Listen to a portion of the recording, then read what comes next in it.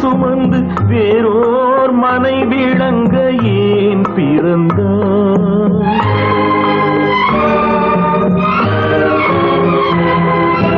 யாரோ தவமிருந்து யாரோ மடி சுமந்து வேறோர் மனை விளங்க ஏன் பிறந்தாய்? பூ போல் சிரித்திருந்து பொன் போல் வளர்ந்திருந்து ஏழை மனம் துடிக்க ஏன் பிரிந்தாய்? செல்ல கிளியே மெல்ல பேசு, தென்றல் காற்றே மெல்ல வீசு.